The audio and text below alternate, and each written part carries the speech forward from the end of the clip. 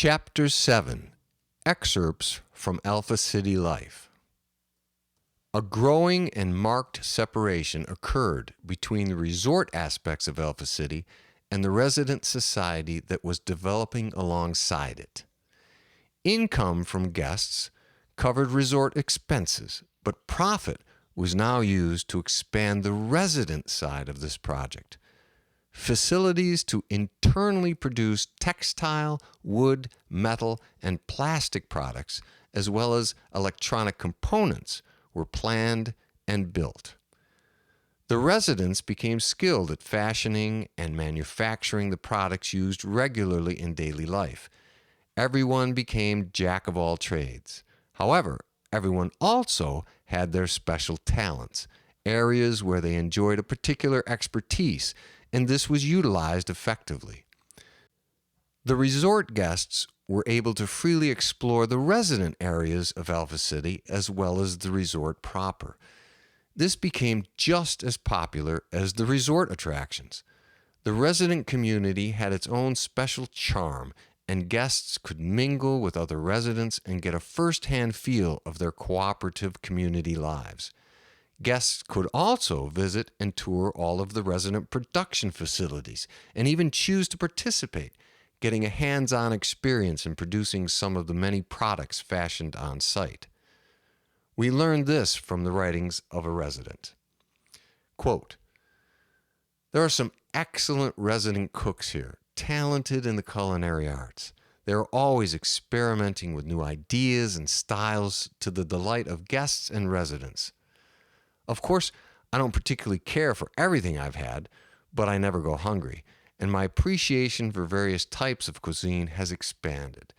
There are many situations where residents prepare meals to share with other residents or even guests. I often get invites to share a dish. Some people just love to cook, and in this atmosphere, it doesn't cost them anything except time.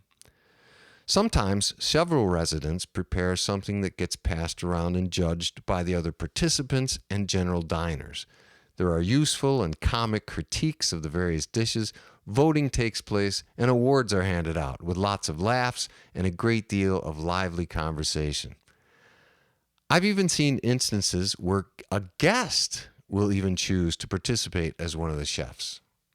And it's interesting how many returning guests end up choosing to spend more and more of their stay mingling with the residents rather than enjoying the famous attractions that the resort side offers."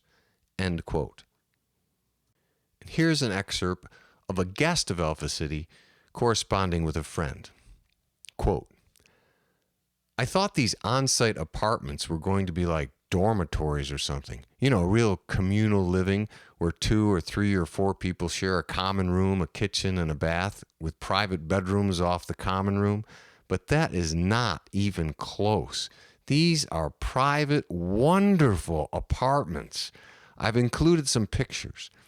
Each complex is unique and themed to some degree. The architectural styling is different.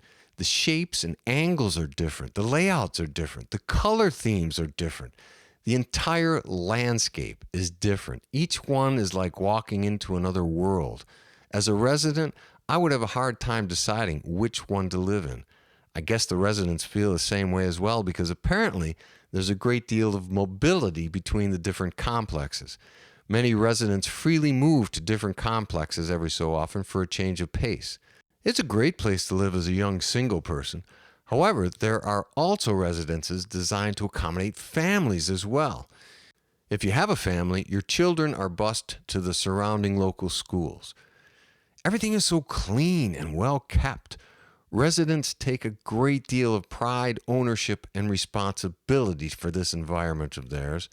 I want to live here." End quote. Another guest writes, quote, "You would love this. These people design and make their own clothing. They have a modern facility with every imaginable tool or piece of equipment for cutting, sewing, tailoring, seaming, patching, and customizing pretty much anything. You would be in seventh heaven here. It is so awesome. They started out making all the souvenir stuff like t-shirts, shorts, sweatshirts, baseball caps, things like that, with the Alpha City Resort logo on them. And you can buy these things in the resort, but like I said, most of them now make all of their own personal clothing. If you go over to the resident side of this place, they let you tour the textile facility, and they'll even let you try creating something for yourself. They make it so easy. Each entire process is laid out for anything you might want to do: slacks, tops, jackets, basically anything. Someone experienced like you would be right at home here. But even I found it relatively easy and quick to produce my own custom sweatshirt. I just followed along with each clearly designed step, and voila, I ended up with a cool sweatshirt. Well, maybe the process isn't all that easy, maybe for you, but I wouldn't say it was all that difficult either, even for me. Anyway, I can't wait to show it to you. They've got buttons, beads, snaps, Velcro, adhesives, etc. And you can choose from cotton, polyester, macron, wool, nylon, silk, acetate, and who knows what else. And they have different types and colored dyes in these big vats from which you can create your own custom colors. There are racks full of things people choose not to keep or have discarded. Some really nice stuff. Any resident who fancies something can just take it. After the residents have had their chance, these items are moved to a guest rack, and then guests are free to take them. End quote. Another vacationing guest writes this home to a friend.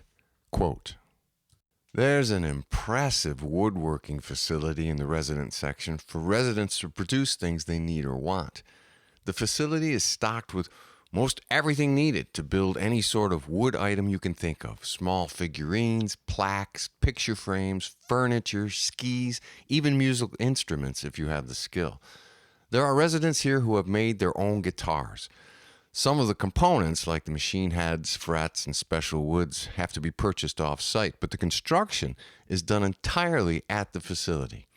There are drills, lathes, various adhesives, fasteners, clamps, etc., and they have a variety of finishes available: varnishes, stains, and paints that are dispensed from large sealed vats. It's very high tech.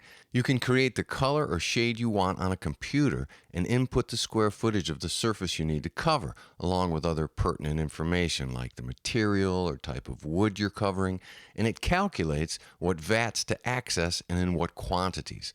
There's very little waste in regard to time and materials." End quote. One of the residents writes this to an outside friend. Quote, "You should consider applying for residency here. They're opening up a small metalworking facility. With your background in steel mills, I'm sure you'd be considered an asset to the workforce. You'd be molding, shaping, and processing metals for various tools and uses throughout the facility.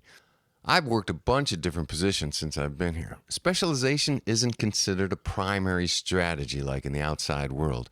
They use specialization in certain instances, but augment it with a great deal of versatility and diversity.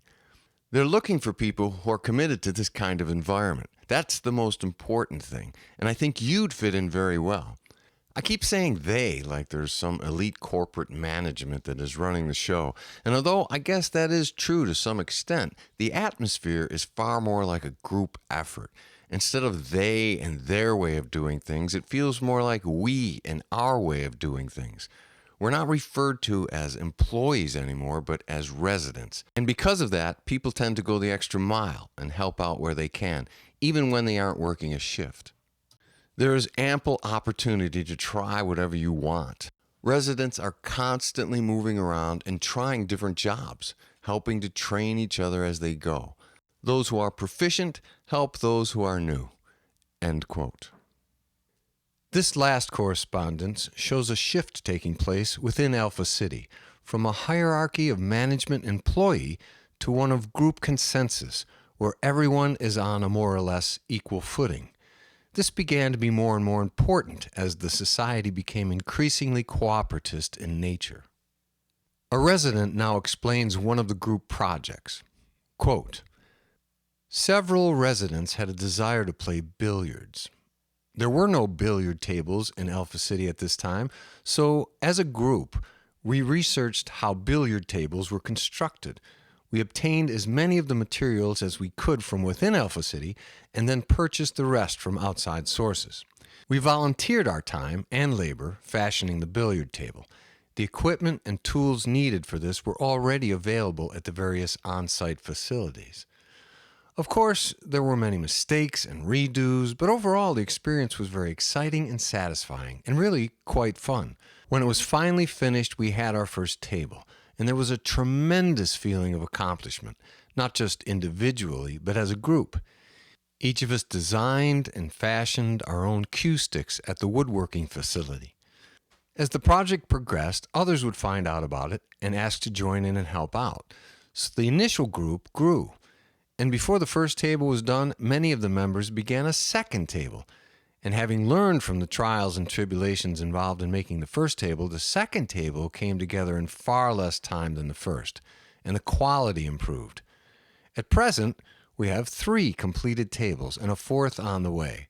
The group or club has grown and now has many members who spend a lot of time there. Now that this group or club is established, outsiders who may have always wanted to try billiards have an opportunity to do so without having to build their own table or even their own cue stick.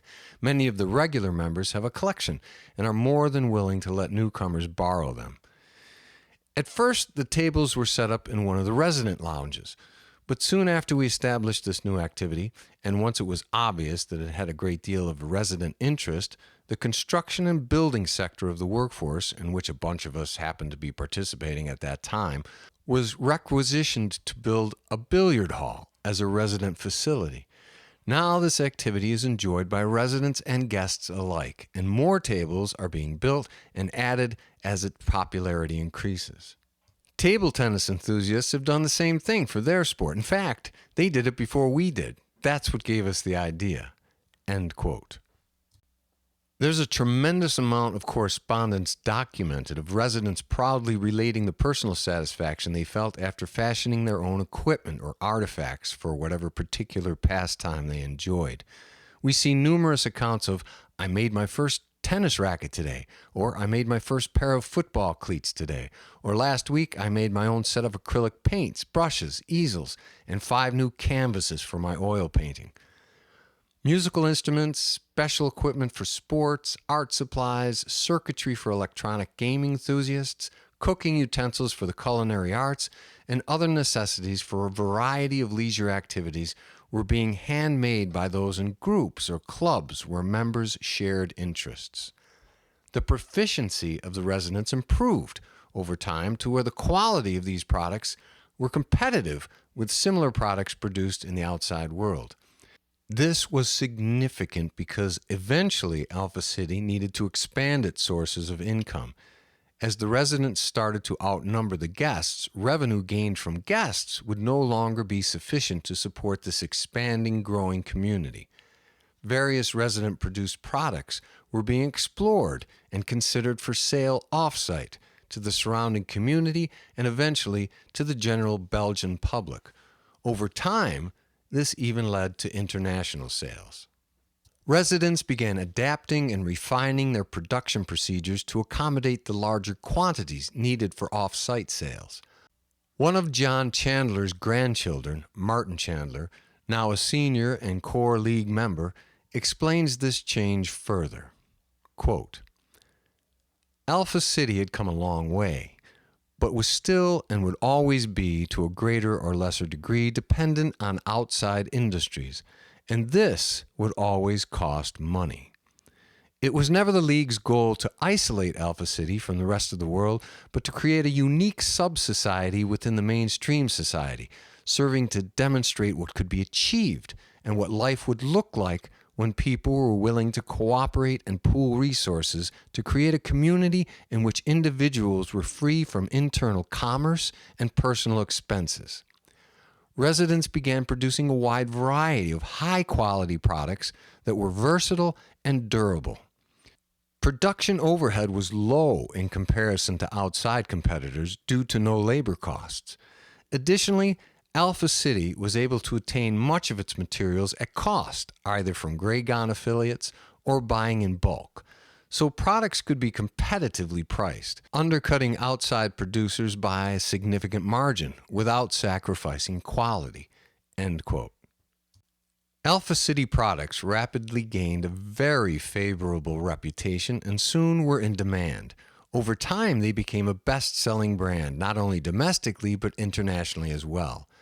The residents began to set up avenues for outside markets, which provided the funding needed for further expansions. Products progressed beyond tennis rackets and skateboards to complex circuitry boards and electric motors. As the size of the resident population grew, the diversity, knowledge, innovation, skill, and talent grew right along with it. Each new resident that arrived added their unique abilities to the already plentiful pool of human resources.